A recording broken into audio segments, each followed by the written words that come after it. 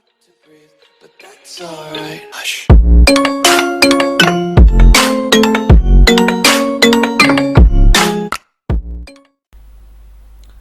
Bismillahirrahmanirrahim. This is Hafiz Muhammad Amir and welcome to my channel Rotec Computer Education.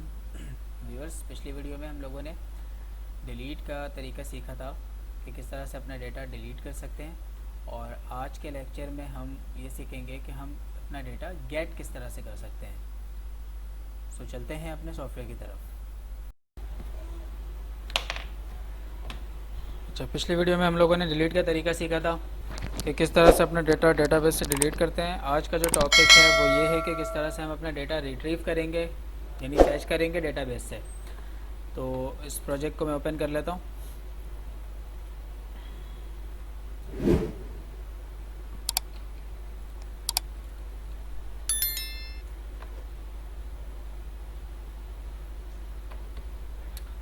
ये मैंने अपना project open कर लिया है। चेक करते हैं इसको रन करके। आई थिंक ये प्रोजेक्ट नहीं है।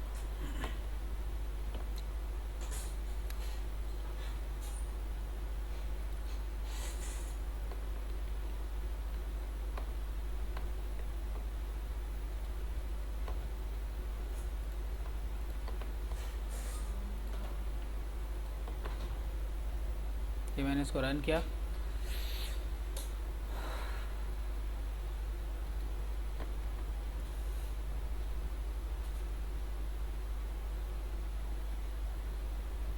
तो इंसर्ट, अपडेट, डिलीट, ये तीन काम हम लोगों ने कर लिया था। अब की बार यहाँ पे हमें करना ये है कि एक बटन ऐड करना है, और जैसे ही उस बटन के ऊपर क्लिक हो तो वो क्लिक होते ही हमें किसी दूसरे पेज पे रीडायरेक्ट कर दे और उस पेज के ऊपर हमें हमारा डेटा नज़र आ जाए। इस तरह का काम हमें करना है आज के लेक्चर में। तो सबसे पहला काम ये करना है कि हमें बटन यहाँ पे क्रिएट करना होगा एक। उसके लिए कोडिंग कॉपी पेस्ट कर लेते हैं।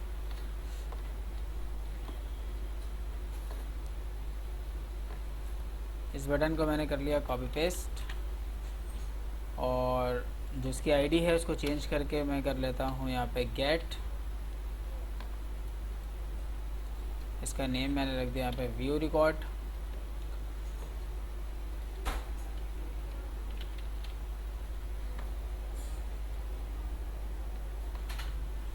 और इसकी स्टाइलिंग भी मैंने चेंज कर दी, और इसका नाम रखा है बटन इन्फो।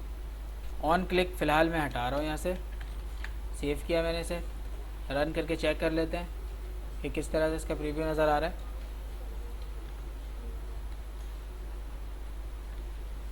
तो ये मैंने यहाँ पे एक और बटन क्रिएट कर लिया है।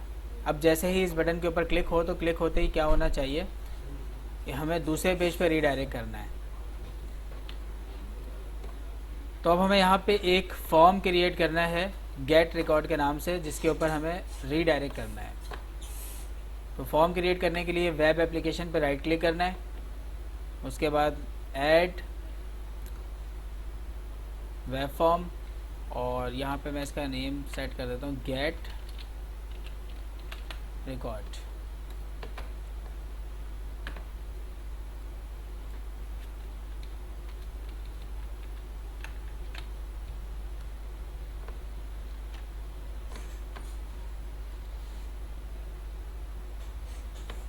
अब जैसे ही साइन अप के ऊपर क्लिक किया जाए तो वो हमें रीडायरेक्ट करेगा कहाँ पर, गेट रिकॉर्ड के ऊपर। तो उसके लिए इसका क्लिक इवेंट बनाना होगा। इसके डिज़ाइन पे चलते हैं, और इस बटन के ऊपर करना है डबल क्लिक। इसका इवेंट बन गया, और यहाँ पे आके हमें लिखना है रिस्पॉन्स डॉट रीडायरेक्ट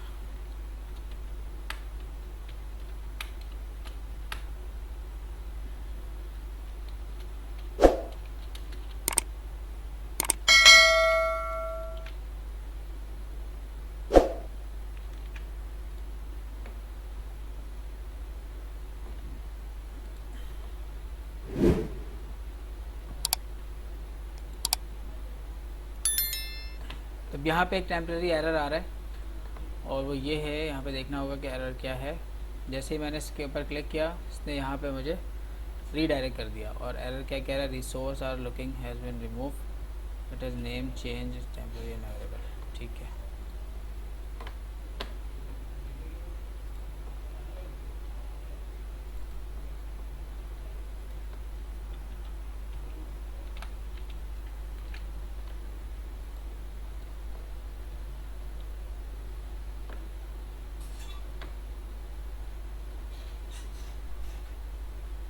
तो ये मैंने इसको ठीक कर दिया, ठीक है। इसकी एक्सटेंशन वहाँ पे नहीं आ रही थी .aspx। तो अब हमारा दूसरा काम क्या है कि यहाँ पे हमें वो डेटा नज़र आना चाहिए जो कि डेटाबेस में मौजूद है। तो उसके लिए यहाँ पे हम सेट करेंगे ग्रिड व्यू। गेट रिकॉर्ड वाले पेज पे आ गया मैं, इसके डिज़ाइन पे आते हैं और यहाँ से हमें सिलेक्शन करनी है reset Windows layout tool box, और यहाँ पे आके हमें ऐड करना है ग्रिड व्यू। तो ये मैंने एक ग्रिड व्यू यहाँ पे ऐड कर दिया, ठीक है। अब इस ग्रिड व्यू के अंदर कुछ फॉर्मेटिंग कर लेते हैं। तो फॉर्मेट करने के लिए यानी इसकी स्टाइलिंग को चेंज करने के लिए ऑटो फॉर्मेट पे आना है। और उससे पहले मैं एक काम ये कर लेता हूँ कि हम जो भी डेटा डेटाबेस के अंदर सेव है पहले उसको फैच करेंगे, उसके बाद फिर इसके ऊपर डिज़ाइनिंग अप्लाई करेंगे। तो फैच करने के लिए सबसे पहले आपने क्या करना है, यहाँ पे डेटा सोर्स को सेट करना है, ठीक।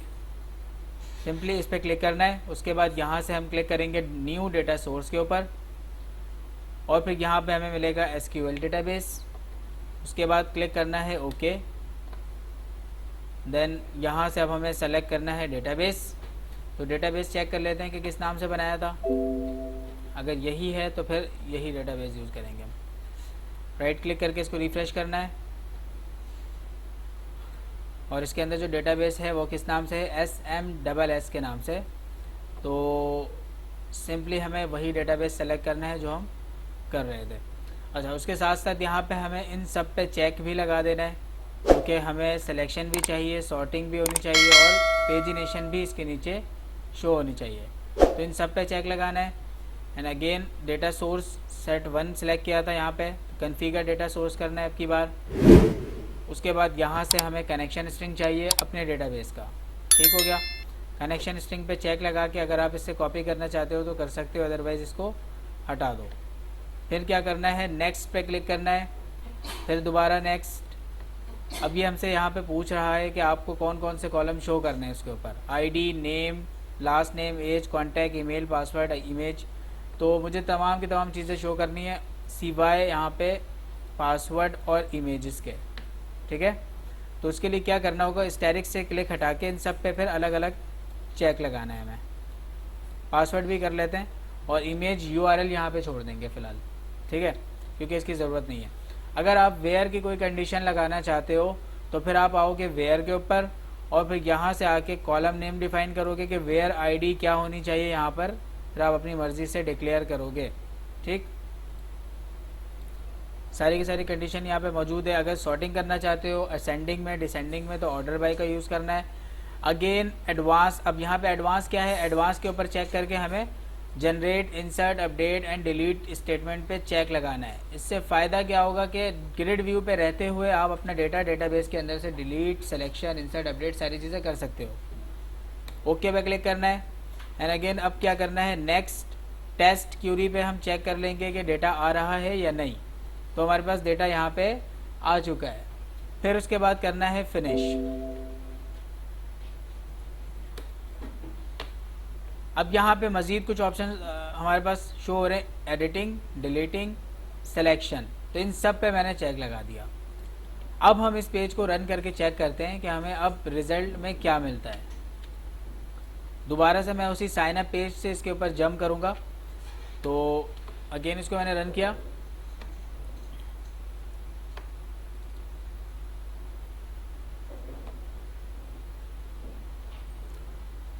और मैंने क्लिक किया व्यू रिकॉर्ड के ऊपर। तो जैसे ही मैंने क्लिक किया तो हमारे पास जो डेटा हमें चाहिए था वो हमें फैच होके मिल रहा है।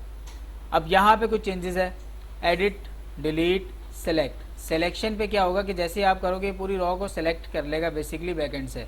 डिलीट में क्या होगा कि जैसे ही आप इसके ऊपर क्लिक करोगे आपसे ये पूछेगा कि क्या करना है, डिलीट करना है, ID के थ्रू करना है, क्या करना है। एडिट के ऊपर क्लिक करते ही ये हमें किस ऑप्शन पे ले जाएगा, एडिट ऑप्शन पे ले जाएगा, यानी कि अब हम इसके ऊपर डायरेक्टली यहीं से चेंजेस कर सकते हैं। अगर मिसाल के तौर पे मैंने यहाँ पे 6 हटा दिया और अब की बार अपडेट पे क्लिक किया तो इसका मतलब ये हुआ कि डेटाबेस से भी ये डेटा ऑटो अपडेट हो गया, ठीक है।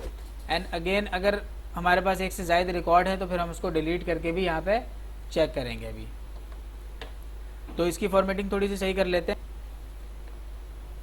अब फॉर्मेट सही करने के लिए दोबारा हमें आना है इसके ऑप्शन पे। अब की बार यहाँ से सेलेक्ट करना है ऑटो फॉर्मेट। ऑटो फॉर्मेट पे आते ही आपके पास बहुत सारे ऑप्शंस यहाँ पे आ रहे होंगे। कलरफुल में कौन सा चाहिए आपको, ये चाहिए या ये चाहिए, जो भी मुनासिब लगता है उसे आप सेलेक्ट कर लो।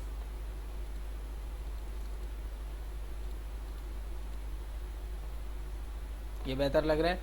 इसके बाद अप्लाई किया एंड ओके।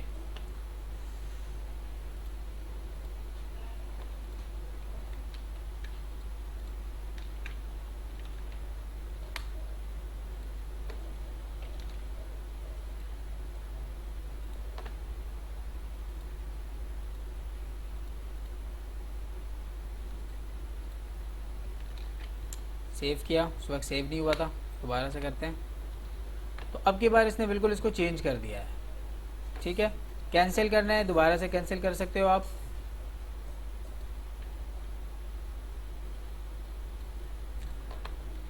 मज़ीद इस ग्रिड व्यू को अगर चेंज करना है तो अब आप इसके सोर्स पे आ जाओ और सोर्स पे आने के बाद यहाँ पे हम देखेंगे कि इसकी विड्थ कितनी है।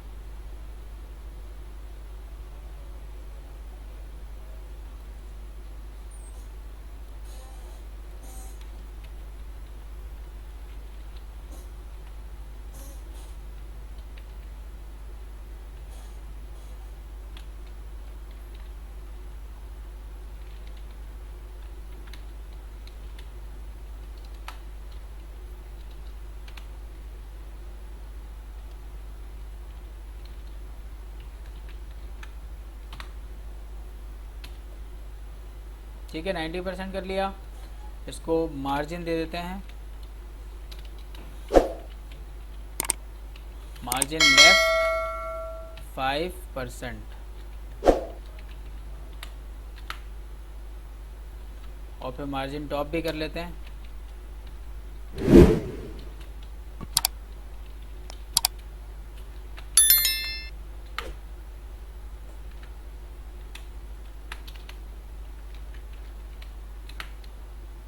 थ्री परसेंट कर लिया।